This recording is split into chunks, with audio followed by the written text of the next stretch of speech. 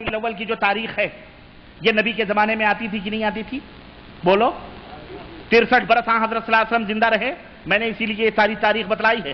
23 برس نبوت کی زندگی، 23 برس تو آئی ہوگی کہ نہیں ہوگی؟ کیا آئی ہے 12 ربیع الاول کی تاریخ. لیکن کبھی نبی کریم صلی اللہ علیہ وسلم نے اپنی میلاد منائی، اپنے میلاد منانے کا حکم دیا؟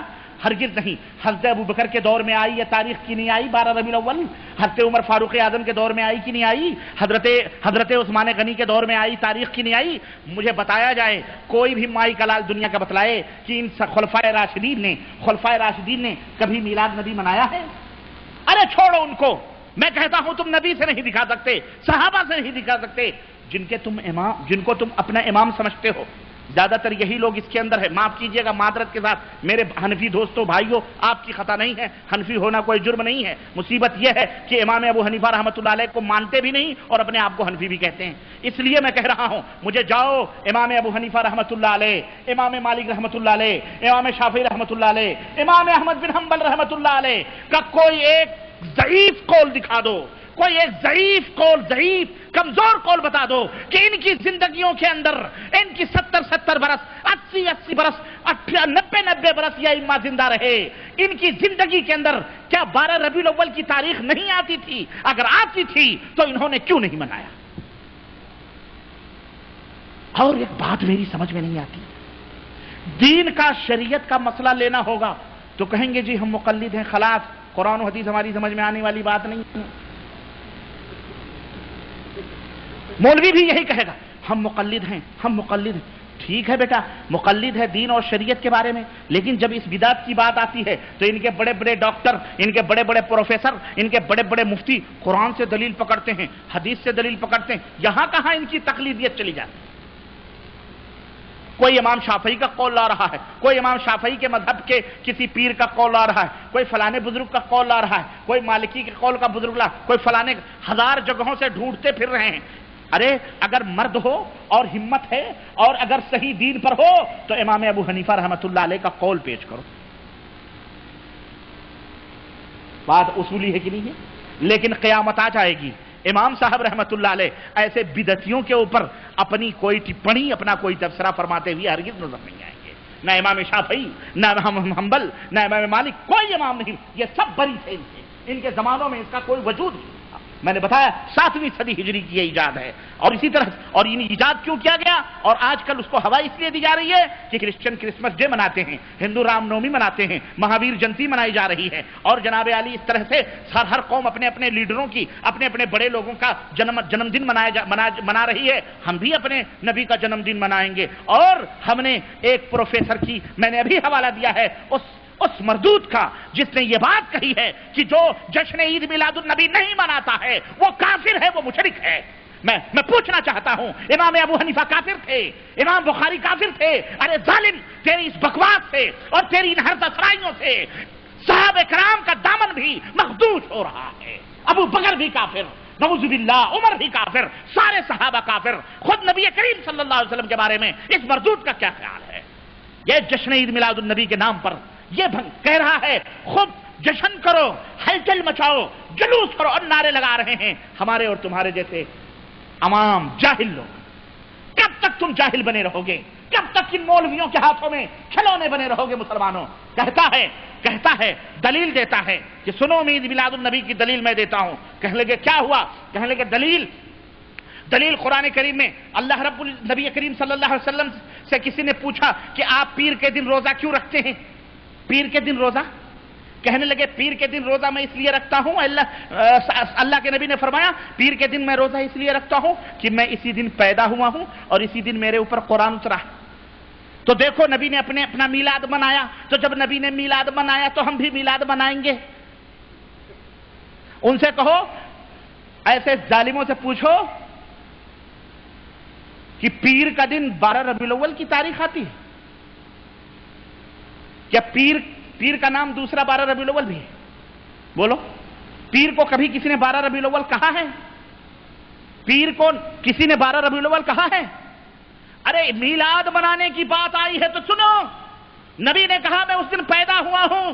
کس دن؟ پیر کی. کیا نبی کو 12 ربیع الاول کا پتہ نہیں تھا؟ نبی کو اپنی پیدائش کی تاریخ کا علم نہیں تھا، پھر اس کو کیسے ہو گیا؟ جب نبی نے کہیں بھی یہ نہیں بتلایا کہ میں 12 ربیع الاول کو پیدا ہوا ہوں، فرمایا میں پیر کو پیدا ہوا ہوں، پیر کو میں روزہ رکھتا ہوں، تو پیر کو تم روزہ رکھو، اور پیر مہینے میں 4-5 دفعہ آتے ہیں، اس دن کوئی یہ ظالم مولوی بتایا کہ پیر کو روزہ رکھتا ہو سنت میں؟ ہاں، 12 ربیع الاول کی 12ویں خوب ٹھنتی ہے، اس کی دیگیں مرغ مسلم اور ٹھرے چلتے ہیں، اس دن کون روزہ رکھتا ہے؟ اور جو جشن جو جلوس، کیا نبی کو سمجھ نہ آئی تھی؟ صحابہ کو سمجھ نہ آئی تھی کہ اس طرح جشن عید میلاد النبی منائیں، اس طرح جھنڈیاں لہرائیں، اس طرح جلوس نکالیں؟ نبی کی سمجھ میں نہ آئی، ان کی سمجھ میں آئی؟ ارے اللہ کے نبی آئے کیوں تھے؟ ابھی میں نے پوری داستان بتلائی ہے کہ اس نبی کو دیکھو اور ان کے نقش قدم سے چلو۔ نبی نے کہا پیر کو روزہ رکھتا ہوں اس لیے کہ میرے اوپر وحی اتری ہے، میں اس دن پیدا ہوا ہوں، تو تم بھی اسی دن روزہ رکھو۔ بات ختم، ہم نہ آگے بڑھیں گے نہ پیچھے جائیں، بس اتنا کرو جتنا محمد الرسول اللہ، نہ اس سے کم کرو نہ اس سے۔ تم اس کے اوپر قیاس، تو مقلد ہے بھائی، تو کیوں قیاس کرنے لگا؟ تو اپنے امام کا قول لا کے دے۔ نبی کی قرآن سے تجھے کس نے اجازت دی کہ تو قرآن سے دلائل لے، احادیث سے دلائل لے؟ تیرے اوپر قرآن و سنت بند ہیں، تیرا اگر تو اپنے آپ کو مقلد کہتا ہے تو لا امام ابو حنیفہ رحمۃ اللہ علیہ کا کوئی فرمان، اگر مرد ہے تو، ورنہ جا بدعت کے اڈوں میں مولویوں سے بتاؤ، یہ امت محمدیہ صلی اللہ علیہ وسلم کے لوگوں کہتے ہیں ابو لہب، خیر ابو لہب نے پیر کے دن اشارہ کیا تھا، نبی صلی اللہ علیہ وسلم کہتے ہیں، یہ بخاری کی روایت ہے کہ ایک آدمی نے خواب میں دیکھا کہ ابو لہب سے پوچھا تیرا کیا حال ہے؟ ابو لہب نے کہا کہ بہت برا حال ہے، میں تو بہت مر رہا ہوں، لیکن پیر کے دن ایک دن مجھے جو ہے پیر کے دن مجھے تھوڑی سی میرے انگلی میں وہ ہو جاتی ہے، کیا ہو جاتی ہے؟ تھوڑی سی شفا ہو جاتی ہے، اور اس انگلی سے پانی نکلتا ہے، میں چوستا ہوں، کیونکہ میں نے اسی انگلی سے اس سویبیہ لونڈی کو اشارہ کیا تھا کہ جا تو آزاد ہے، کیونکہ جب میرا بھتیجا محمد پیدا ہوا تھا اس نے مجھے آ کر کے خوشخبری سنائی تھی، تو میں نے اشارہ کیا تھا کہ جا میں نے تجھے آزاد کیا۔ تو اس خوشی میں میں نے چونکہ خوشی منائی تھی، اس لیے اللہ تعالیٰ میرے اوپر رحم فرماتا ہے۔ اوہو، میں نے کہا اشارہ وہ بھی نبی کی بھی طرف نہیں، لونڈی کی طرف، اور اس کا یہ حال ہو، اس کا ابو لہب کا، اور اگر اسے یہ معلوم ہوتا کہ یہ بچہ آگے چل کر کے ہمارا دشمن بنے گا تو وہ خوش نہیں ہوتا، بلکہ اس لونڈی کو قتل کر دیتا۔ ارے جو زندگی بھر وہ اور اس کی بیوی خود نبی کے دشمن بنے رہے ہوں، زندگی بھر نبی کریم صلی اللہ علیہ وسلم کو جس نے ستایا ہو، اس کی بیوی دروازوں کے اوپر کانٹے ڈال کے ڈالتی ہو، نبی دعوت دے رہے ہیں پیچھے سے کنکریاں مار رہا ہو، زندگی اس کی گزری ہو، اور جس نے نبی کو سارے مکے میں سب سے پہلے گالی دی ہو، تبا لک یا محمد لہذا جمعتنا، جس نے یہ کہا ہو محمد تیرے ہاتھ ٹوٹ جائیں، کیا تو نے ہمیں اسی لیے جمع کیا ہے؟ سب سے پہلا گالیوں کا پتھر اسی ابو لہب نے دیا تھا، اور اللہ نے قرآن اتارا تھا، تبت یدا ابی لہب، ارے ابو لہب تیرے دونوں ہاتھ ٹوٹ جائیں۔ وہ انگلی جس سے چچا نے اشارہ کیا تھا وہ تو ٹوٹ گئی، ٹوٹی کہ نہیں ٹوٹی؟ بولو، ٹوٹی کہ نہیں ٹوٹی؟ ٹوٹی کہ نہیں ٹوٹی؟ یہ آج بھی کہہ رہا اس سے پانی رس رہا ہے، ہر پیر کو وہ چوس رہا ہے۔ استغفر اللہ، عقل نہیں، یہ انکار ہے سورہ لہب، اس کا تبت یدا ابی لہب کا انکار ہے اگر کوئی یہ کہتا ہے۔ دوسری بات یہ ہے کہ کہتے ہیں جی ابن عباس رضی اللہ تعالیٰ عنہ نے اس حدیث کو بیان کیا بخاری میں، ٹھیک ہے ابن عباس نے بیان کیا ہے، تو جس نے بیان کیا ہے اس کا کردار کیا ہے؟ کہتے ہیں جب اتنا بڑا کافر اشارہ کرے تو اس کو اللہ تعالیٰ معاف کر دے، تو ہم تو گنہگار ہیں، اگر جشن منائیں گے، ہم نبی کی ولادت پر خوشی منائیں گے تو ہمیں اللہ کیوں نہیں معاف کرے؟ ہم نے کہا وہ جو خوشی منایا ہوا تھا وہ اس لیے نہیں منایا تھا کہ یہ خاتم النبیین اور یہ توحید کا علمبردار بن کے پیدا ہوا ہے۔ اگر اسے یہ معلوم ہوتا کہ ہمارے دین کے خلاف بولے گا تو وہ گلا دبا دیتا بچپن ہی کے اندر۔ ارے اس کو اس لیے خوشی ہوئی تھی کہ اس کا بھتیجا پیدا ہوا تھا، ہے کہ نہیں؟ نمبر 1۔ نمبر 2، ابو طالب نے اشارہ ہی نہیں کیا تھا، ایک مومن محب صادق بن کر گودوں میں کھلایا تھا، پہلوؤں میں ہٹایا تھا، سب کچھ کیا تھا ابو طالب نے، پرورش کی تھی ابو طالب نے۔ ابو لہب نے لوڈی کو اشارہ کیا تھا، اس کو یہ انعام دیا گیا ہے، ذرا عقل لگاؤ۔ ابو لہب نے گودوں میں کھلایا ہے، سروں پہ بٹھایا ہے، کندھوں پہ بٹھایا ہے، پہلوؤں میں بٹھایا ہے، سب کچھ کیا ہے۔ ابو طالب کے بارے میں جب نبی کریم سے پوچھا گیا کہ ان کا کیا حال ہے، نبی فرماتے ہیں کہ جہنم کا سب سے ہلکا عذاب ان کو یہ دیا جا رہا ہے کہ آگ کے جوتے انہیں ان کے پیروں میں پہنائے جاتے ہیں اور شعلے ان کی کھوپڑیوں سے کرنا۔ جس نے اشارہ کیا لونڈی کو، اس کو تو مقام مل رہا ہے، کیا پانی چوستا ہے ہر پیر کو۔ جس نے گودوں کھلایا، منو کھلایا، جس نے کہا بھتیجے تجھ تک پہنچنے کے لیے بڈھے ابو طالب کی لاش سے لوگوں کو گزرنا پڑے گا۔ ہاں ارے یہ میلاد منانے والے بھی ابو طالب سے زیادہ محبت نہیں کرتے، واللہ بتلا رہا ہوں، ابو طالب نے جو محبت کی لیکن ان کی محبت انہیں کوئی فائدہ پہنچا سکی؟ تو ابو لہب اتنا بڑا دشمن رسول، اس کی انگلی، اور یہ خواب ہے، خواب کو قرآن کے اوپر کبھی فوقیت، خواب ہوتے ہیں، شیطان نے بھی آ کر کے کہہ دیا ہوگا، کیا اس کا ویلو، اس کا کیا وقار۔ المہم میرے عزیزوں میرے بھائیوں، شبہات بہت زیادہ ہیں، میں قصہ مختصر بعد میں زیادہ ٹائم نہیں لینا چاہتا، وقت بھی زیادہ ہو رہا ہے۔ میں عرض یہ کرنا چاہتا ہوں کہ میرے بھائیوں، یہ نبی کریم صلی اللہ علیہ وسلم کی ولادت کی تاریخ اور جشن جلوس کی جو تاریخ میں نے بتلائی ہے، یہ تمام سب چیزیں ہیں آپ کے سامنے ہیں۔ یہ ہے حقیقت میلاد نبی، یہ ہے حقیقت میلاد نبی۔ مولوی ولادت سے پہلے کی باتیں تو کرتا ہے، 23 برس کی بات کبھی نہیں کرتا ہوا نظر آتا ہے۔ کیوں؟ اگر ولادت کے بعد کی بات کرے گا تو مولوی کے پیٹ کے اوپر زد پڑے گی، دنیا پوچھے گی کہ مولوی اس مسئلے میں تو نبی کا یہ کردار ہے، پر تیرا کردار کیا ہے؟ اس لیے ولادت سے پہلے کی گفتگو کرے گا، زلف و کاکل کی بات کرے گا، رخسار لب و آنکھوں کی بات کرے گا، نبی کے حسن کی بات کرے گا، جمال کی بات کرے گا، نبی کے اخلاق اور کیریکٹر، نبی کی سیرت کبھی بھی بیان کرے گا تو پکڑا جائے گا، اس لیے وہ نہیں بیان کرتا ہے۔ میرے عزیزوں میرے دوستوں میرے بھائیوں، یہ ہے حقیقت میلاد النبی۔ اللہ عز و جل سے دعا ہے، اور میں وہ نسخہ آخر میں بتا دوں، بات ختم کروں، کہ جو بھی کوئی بات اس طرح کی کرے قرآن سے یا کس سے، اس سے کہو بھائی یہ قرآن ہمارے نبی پہ اترا تھا؟ کہہ لیں گے ہاں۔ نبی نے سمجھایا صحابہ کو؟ ہاں۔ تو بتاؤ صحابہ نے نبی نے کیا؟ آج ہی تم 1400 برس کے بعد سمجھنے والے ہو گئے، اور تم تو کہتے ہو قرآن حدیث ہم سمجھ نہیں پاتے مسئلے مسائل میں، تو پھر اس میں کہاں سے تمہاری سمجھ میں آنے لگا؟ اس میں تمہارا کون امام ہے؟ یہاں ان کا امام شیطان لعین ہے، ابلیس لعین ان کا امام ہے، ان کی سمجھ میں یہاں کھڑکیاں کھول دیتا ہے، اور وہاں امام ابو حنیفہ کی آڑ لے کر وہاں بھی شیطانوں کی عبادت میں لگے ہوئے ہیں۔ امام ابو حنیفہ رحمۃ اللہ علیہ ان مسائل میں بھی بری ہیں، عقیدے کے مسائل میں بھی بری ہیں۔ امام ابو حنیفہ رحمۃ اللہ علیہ امام اہل السنہ والجماعت تھے، ہمارے امام تھے، غیر مقلد تھے، امام اہل السنہ والجماعت تھے، اہل حدیث تھے، وہ اس میں بھی بری ہیں۔ امام صاحب کی طرف اور امت محمدیہ کے لوگوں یہ بات نوٹ کی جائے، اور تم بھی اپنے دماغوں میں نوٹ کر لو، اور جہاں بھی دنیا میں جتنے بھی ہمارے دیش میں ملے مولوی ہیں ان سے بھی پوچھو کہ امام ابو حنیفہ رحمۃ اللہ علیہ نے دنیا میں کون سی کتاب لکھ کر کے چھوڑی؟ امام صاحب رحمۃ اللہ علیہ کی طرف جو تم یہ مذہب اور یہ تمام سب منسوب کرتے ہو، ہمیں امام صاحب کا ایک قول بتلا دو، زیادہ نہیں، ایک، اور میں چھوٹ دیتا ہوں آج، ایک قول نہیں، وہ ایک قول ہو اور وہ بھی ضعیف قول ہو، صحیح نہیں، حسن نہیں، مقبول نہیں۔ کون سا قول؟ ضعیف قول، کہ امام ابو حنیفہ رحمۃ اللہ علیہ نے یہ کہا ہو کہ اے لوگو میں نے مذہب بنایا ہے، اور اس میرے مذہب کے نام کی طرف اپنی نسبت کرتے ہوئے اپنے آپ کو حنفی کہو یا اپنا مذہب حنفی بناؤ، امام صاحب نے کہا۔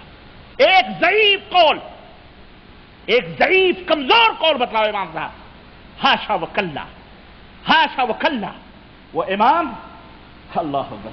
لیکن ہم سے پوچھو ہمارے امام نے کیا کہا ہے؟ ہمارے امام نے کہا ہے اگر مجھے لو کان موسیٰ حیا وترکتمونی واتبعتم، مولوی ہیں ان سے بھی پوچھو کہ امام ابو حنیفہ رحمۃ اللہ علیہ نے دنیا میں کون سی کتاب لکھ کر کے چھوڑی؟ امام صاحب رحمۃ اللہ علیہ کی طرف جو تم یہ مذہب اور یہ تمام سب منسوب کرتے ہو، ہمیں امام صاحب کا ایک قول بتلا دو، زیادہ نہیں، ایک، اور میں چھوٹ دیتا ہوں آج، ایک قول نہیں، وہ ایک قول ہو اور وہ بھی ضعیف قول ہو، صحیح نہیں، حسن نہیں، مقبول نہیں، کون سا قول؟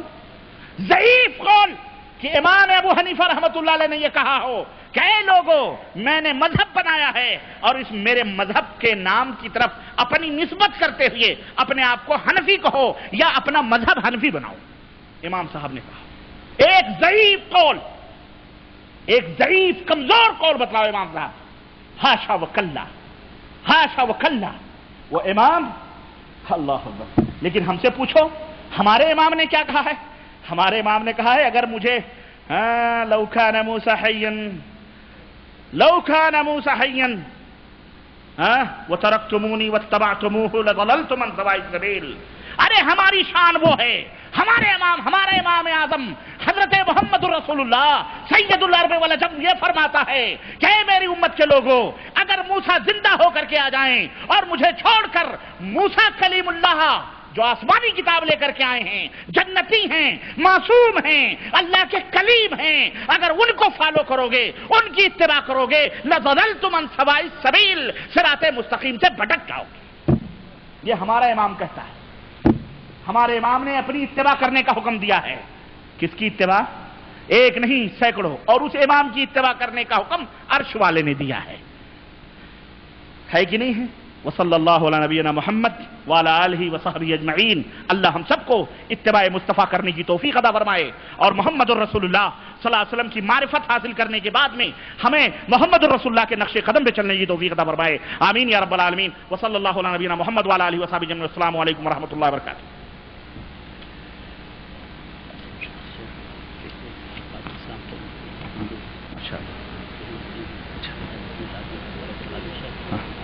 کروا دیں آپ کروائیں، آپ کروا دیں ان کا صاحب، اچھا ان کو وہ آئیں گے۔ ہاں ہمارے درمیان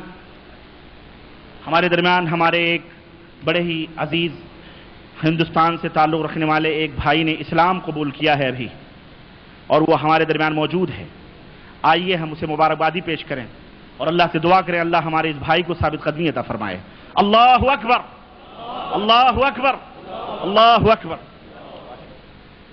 یہ ہمارے بھائی ہیں جنہوں نے الحمدللہ آج ہی اسلام قبول کیا ہے۔ اللہ تبارک و تعالی سے دعا کریں کہ اللہ تبارک و تعالی جو ہے ایمان میں ثابت قدمی عطا فرمائے، اور اللہ صحیح طور پر ہمارے نبی حضرت محمد الرسول اللہ صلی اللہ علیہ وسلم کے نقش قدم پہ چلنے والا بنائے۔ جزاک اللہ خیر، مبارک، اللہ حافظ خیر کا۔ آپ لوگ بعد میں مبارکبادیاں دیں۔ ہاں ہاں، اور آج بھی ایک اور صاحب نے ایمان قبول کیا ہے جو اس وقت مدرے میں ہیں بسر جالیات کے اندر۔ اللہ سے دعا کریں کہ اللہ تبارک و تعالی ہمارے بھائیوں کو ہدایت سے جو ہے صحیح دین پر چلنے کی توفیق عطا فرمائیں۔ وقت زیادہ ہو گیا ہے، اس لیے سوالات بھی الحمدللہ بڑے مختصر ہیں۔ میں جلدی سے 2-3-4 سوالات ہیں جواب دے کر کے میں بات ختم کرتا ہوں، کیونکہ ادھر بھی کھانے کا۔ اللہ تبارک و تعالیٰ نے قرآن مجید میں فرمایا ہے اے نبی ہم نے تمہارے آگے والے اور پچھلے والے گناہ معاف کر دیے، جبکہ نبی اکرم گناہوں سے پاک ہیں۔ جواب فرمایا بے شک اللہ کے رسول صلی اللہ علیہ وسلم گناہوں سے پاک ہیں، لیکن لغزشیں جو ہوتی ہیں، وہ لغزشیں جو ہوتی ہیں کبھی کبھی بھول چوک جو ہوتی ہے وہ نبیوں سے بھی ہو جاتی ہے، جیسے حضرت آدم سے لغزش ہوئی کہ انہوں نے شیطان کے بہکاوے میں دانہ کھا لیا۔ اللہ کے نبی نے 4 کے بجائے 3 رکعت پڑھ لی ہے، 3 کے بجائے 4 رکعت پڑھی جسے سجدے سہو ہوا۔ تو ایسی لغزشیں، ایسی چیزیں ہو جاتی ہیں جنہیں اللہ تعالیٰ بعد میں متنبہ فرماتا ہے۔ ایک آدمی کی شادی کی ویڈیو بنی، اب وہ وفات پا گیا ہے، اس کی تصویر دیکھنا گناہ ہے کہ نہیں؟ ایسی تصویریں بنانا حرام ہے جو فضول ہے۔ میرا نکاح آج کے 11 سال پہلے ہوا تھا اور میری بیوی کے وارث بھی راضی نہیں تھے۔ نکاح ایسی حالت میں ہوا کہ میں نے نماز پڑھتا تھا نہ ہی اور احکام دین بجا لاتا تھا، اور نکاح کے وقت بھی میں نشے کی حالت میں تھا۔ کیا میرا نکاح صحیح ہے؟ حالانکہ اس بیوی سے میرے بچے بھی ہیں، اسی حالت میں مجھے کیا کرنا؟ آپ کا نکاح الحمدللہ درست ہے۔ آپ جب نشے سے ٹوٹے ہیں، یعنی آپ کا نشہ جب حرن ہوا ہے تو آپ نے اسے بیوی تسلیم کیا ہے نا، خلاص ہو گئی بات، خلاص بس باقی بات خلاص۔ ایک بھائی نے یہ سوال کیا ہے کہ یہ جو ویڈیو کیسٹ بنائی جا رہی ہے یہ کہاں تک درست ہے؟ میرے بھائیوں اس سلسلے میں آپ کو بتاؤں اور آئندہ اس سے سوالات نہ کرنا چاہیے جب حقیقت معلوم ہو جائے۔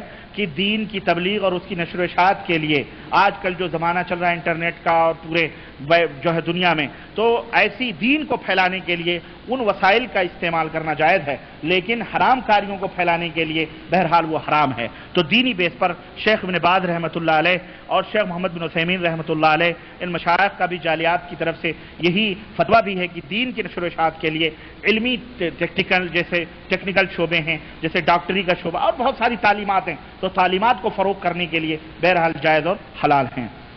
ہمارے ابو عبداللہ کہہ رہے ہیں کہ ذرا سا جلدی کریں۔ بہرحال 2-3 سوالات ہیں۔ ایک بھائی نے سوال کیا، میرے باپ نے میرا نام پپو رکھا ہے، مجھے یہ نام عجیب سا لگتا ہے، کیا نام درست ہے؟ میں سمجھتا ہوں پپو پیار سے کہتے ہوں گے آپ کو، آپ کا تو اصلی نام کچھ اور ہوگا، اب لوگ پیار سے کہتے ہیں تو کوئی حرج نہیں ہے بہرحال، لیکن اصلی نام بہتر ہوتا ہے، اسی سے پکارنا چاہیے۔ ہندوستان میں ایک مسلم قبرستان ہے، وہاں پر قبریں برابر کر کے بستی بنائی گئی ہے، وہاں پر میرے گھر میں کیا یہاں پر رہنا جائز ہے یا نہیں بتائیے؟ نہ، ایسی جگہ پر جہاں قبرستان برابر کر کے وہاں آبادی بسائی جائے نہیں رہنا چاہیے، حرام ہے، کیونکہ وہ قبروں کی توہین ہے، اور اللہ کے نبی صلی اللہ علیہ وسلم نے قبروں کے اوپر گھر بنانے بیٹھنے سے منع فرمایا۔ بہت سارے لوگ 5 ٹائم نماز بھی ادا کرتے ہیں، لیکن اس کے ساتھ ساتھ ٹی وی VCR فلم بھی نہیں چھوڑتے، کیا ان کی نمازیں فائدہ مند ہوگی؟ نماز تو بہرحال فائدہ ہوتی تو یہ حرکتیں کرتے وہ، ہے نا؟ نماز تو خیر ہو جاتی ہے، فائدہ ہوتی ہے نہیں ہوتی اللہ ہی بہتر جانتا ہے۔ اللہ فرماتا ہے ان الصلاۃ تنہی عن الفحشاء والمنکر، نماز بے حیائی برائیوں سے روکتی ہے۔ اب اگر کسی بندے کو بے حیائی برائیوں سے روکتی ہے، الحمدللہ وہ سمجھ لے کہ اس کی نماز اس کو فائدہ پہنچاتی ہے، اور جسے نہیں روکتی ہے وہ سمجھو وہ نماز بے اثر ہے۔ اللہ تعالیٰ توفیق عطا فرمائے اور ہم سب کو صراط مستقیم پہ چلائے۔ وصلی اللہ علی نبینا محمد وعلی آلہ وصحبہ اجمعین۔ والسلام علیکم ورحمۃ اللہ وبرکاتہ۔